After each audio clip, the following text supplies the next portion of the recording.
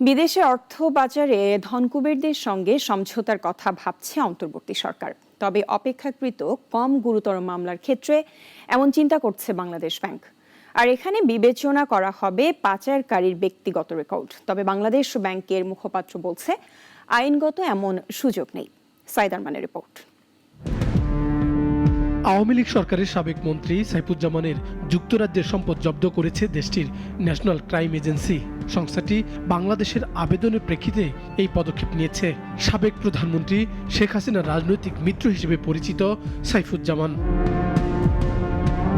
সম্পদ জব্দের আদেশের ফলে সাইফুজ্জামান এখন আর এগুলো বিক্রি কিংবা হস্তান্তর করতে পারবেন না।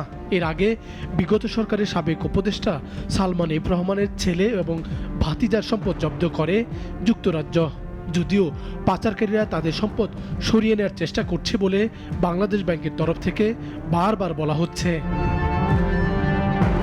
পাচারে অর্থে গড়া সম্পদ জব্দ করার নানা পদক্ষেপ যখন দৃশ্যমান, তখন নতুন বার্তা দিল কেন্দ্রীয় ব্যাংক। খোদ গভর্নর বলছেন পাচারকারীদের সঙ্গে আর্থিক সমঝোতার কথা। যদিও বাংলাদেশ ব্যাংকের মুখপাত্র বলছেন আইনে এমন সুযোগ নেই। স্যার কোন প্রেক্ষাপটে কথা বললো, স্যার কোন আইনি ভিত্তিতে, এটা তো আর আমাকে বলে নাই। তবে আমি বুঝতে পারতাম, হ্যাঁ, স্যার আসলে স্যারকে জিজ্ঞেস করবো স্যার কোন প্রেক্ষাপটে বলেছেন। ব্যক্তিগত মতামত যদি বলেন যে কোনো একটা মানে অর্থ যদি লন্ডার্ড মানি হয়, লন্ডার্ড মানি মানে এইভাবে ছাড় দেওয়ার সুযোগ আছে কিনা। আহসান এইস মনসুর বলেছেন পাচারকারীদের ব্যক্তিগত রেকর্ড এখানে বিবেচনা করা হচ্ছে, সঙ্গে কম গুরুতর মামলা এখানে বিবেচনা করা হচ্ছে। যদিও কোন ব্যক্তিরা এর আওতায় আসবেন তা স্পষ্ট করেননি খোদ কেন্দ্রীয় ব্যাংকের এই শীর্ষ নির্বাহী। যদিও বাংলাদেশ ব্যাংকের মুখপাত্র বলছে আইনে পার্থক্য করার সুযোগ আছে বলে তিনি মনে করেন না।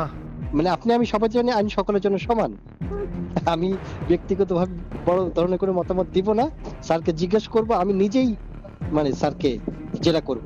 বাংলাদেশি সংস্থাগুলোর কাছে পাচারের প্রকৃত তথ্য নেই। তবে শ্বেতপত্র প্রণয়ন কমিটির হিসাবে এর পরিমাণ $234 বিলিয়ন, বাংলাদেশি মুদ্রায় 28 লাখ কোটি টাকা।